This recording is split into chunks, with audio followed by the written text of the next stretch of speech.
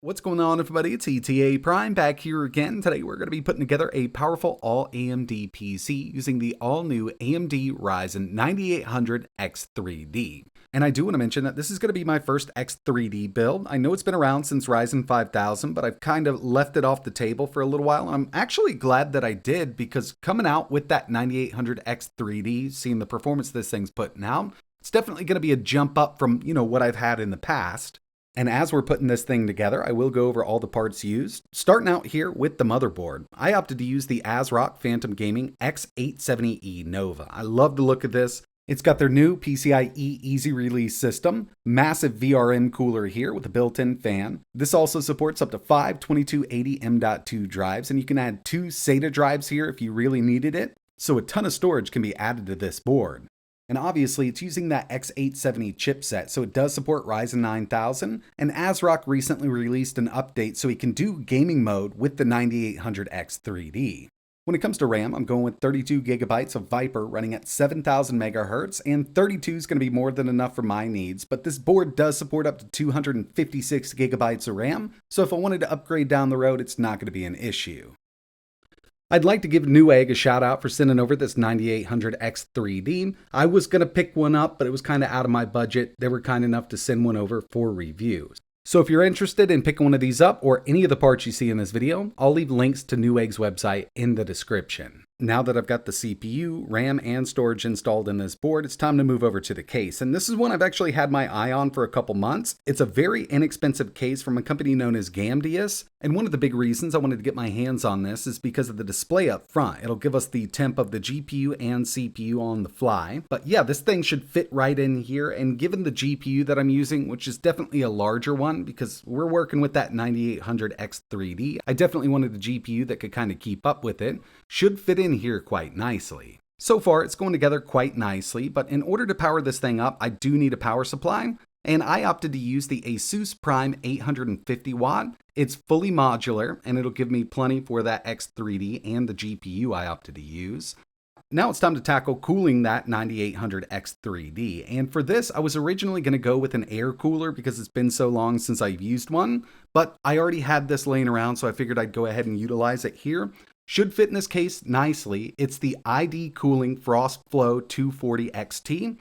I've used one of these in the past without an issue, so it should work out pretty decently. And the final thing we need to talk about here is the GPU. Again, I wanted to go all AMD with it, and mainly because we will be installing Linux on this later on. I wanted to have the best compatibility with the operating system that I personally wanted to use on this. So for this, I went with the AMD Radeon RX 7900 XTX. This is the ASRock Tai Chi version. 24 gigabytes of VRAM, and most people out there building these 9800X3D systems are using NVIDIA. I completely understand. You probably might want to go that route also. But I wanted the best that AMD could offer for Linux down the road, and this is definitely it. This card does require 3 8-pin power connectors, but with that Asus Prime 850 watt PSU, I've got more than enough. And once it's all together, it looks a little something like this. Definitely want to adjust all of this RGB. This is kind of just the first boot, just to give you a look at everything. But with this Gamdius case here, we've got this front panel here, and we can swap between the CPU, GPU, and motherboard temps. Plus, we can control the RGB from here, but I will need to install some software. Personally, I think it came together really nicely, and I'm not always a huge fan of RGB. This case did come with those 3 RGB fans, and basically without it, I just have some on the GPU and the motherboard. I can totally disable all of this or just change it over to one of my favorite colors, which is probably what I'll be doing. The very first thing I did was update the BIOS and run some benchmarks. I'm actually really impressed by what I'm seeing here with the Geekbench 6 score. Single core 3,498, multi 19,715. I actually wasn't expecting to hit 3,400 on that single, and not to mention, multi-core coming in with a 19,000 here. And just to kind of give you an idea, on average 7800 X3D, 2,800 on single, and getting close to 16,000 on that multi. So we definitely have a nice bump in single and multi-core performance on the Zen 5 CPU. The next benchmark I ran was Cinebench R24. Single core on that Ryzen 7 9800X3D, 111. And recently I tested that Intel Core Ultra 9 285K It's at the top with 149, so yeah, single core is beating this out for sure. Moving over to multi, on the 9800X3d, we're at 1,340, and again, right at the top there, we've got that 285K. And this does make a lot of sense on that multi, because the Ultra 9 285K is rocking 24 cores. I also ran a couple 3D Mark benchmarks like Steel Nomad, and this is kind of all together. Scored a 6,911 on this system with that 9800X3d and that 7900 XTX. And finally, Time Spy with a total score of 27,590. CPU score coming in at 15,350. Benchmarks with this system are looking great, but these are synthetic, and now it's time to see how this thing handles real-world gaming. First up, God of War Ragnarok, and going into this I really wasn't sure what to expect. I do think this is one of the best PlayStation ports of the PC so far. I've seen some really good performance at a lower end systems, and right now we are at 1440p Ultra with no FSR, no frame gen. We're getting an average of 123 FPS.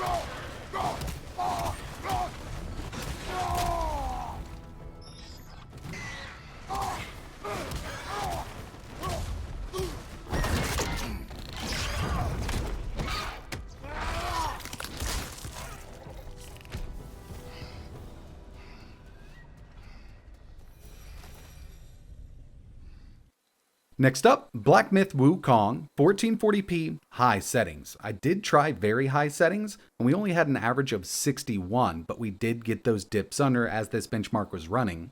The difference between high and very high is super dramatic with this game, and at high, 1440, no scaling, we got an average of 90 FPS. I also wanted to test out Horizon Zero Dawn Remastered, really because I haven't seen great performance out of this game yet, but I will admit that I haven't been testing it on higher end systems. On lower end systems, yeah, it definitely needs some optimizations, but right now we're at 1440, very high, and by the end of my run, I had an average of 128 FPS.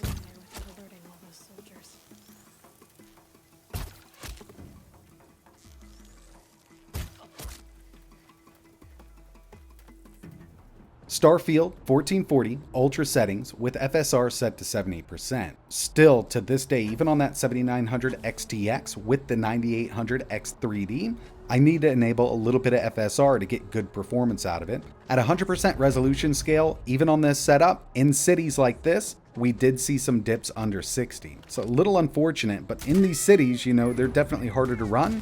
During planet exploration, with these same settings, I'm seeing an average of around 136 FPS. Checking out my favorite arcade racer, Forza Horizon 5, 4K extreme settings, and there's still some settings I could actually take up in this game. Once you go to extreme, there's still a few that you can kind of enable, and I think this would definitely handle it. But going into this, I knew we'd be able to do it basically maxed out at 4K on this system. We're seeing an average of 191 FPS.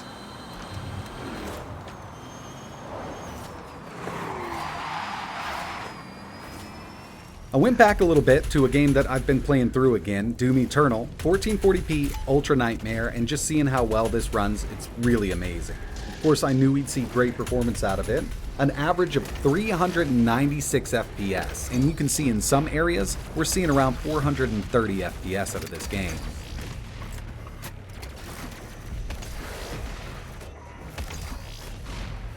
And the final game I wanted to test here was Cyberpunk 2077, 1440p Ultra settings, and you know, if you run this on an AMD card and try to enable some ray tracing, frame generation is probably going to be your best friend. Since CD Projekt Red added FSR 3 and frame gen, taking it up to ray tracing Ultra is totally possible. You can get an average of around 82, but I personally play this with no ray tracing at Ultra, and I'm seeing a really awesome frame rate here.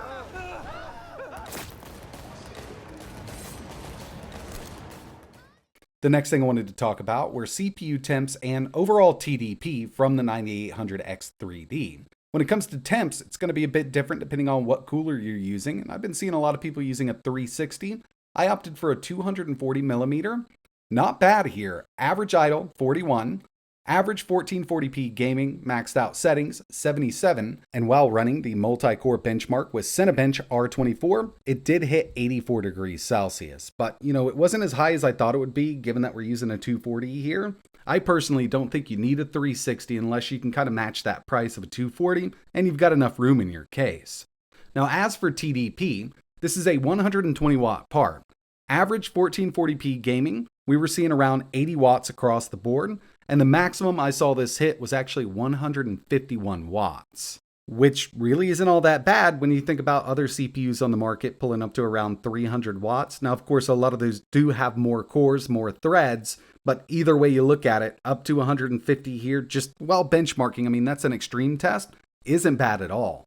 The AMD Ryzen 9800X3d is turning out to be one of my favorite Ryzen chips so far. Now, I do wish we had a really powerful iGPU here, that way we could just play games on that. But with something like this, it's definitely meant for gaming. That extra cache really helps out here, and just seeing the performance this thing puts out, it's pretty awesome to see what AMD has done. And in my opinion, it's made up a little bit for the launch of Ryzen 9000, not going as planned. But either way, if you're interested in putting something like this together, I will leave links to everything I used in the description below. This is a CPU I could definitely recommend. And again, a lot of people are probably going to pair this up with something like an RTX 4060 or 4070. That's going to be an awesome little setup, but I wanted to go all AMD for Linux, and I will have that video coming up in the next few days, so definitely keep an eye on the channel if you're interested in checking that out. But that's going to wrap it up for this one. If you've got any questions or you want to see anything else running on this, just let me know in the comments below. Like always, thanks for watching.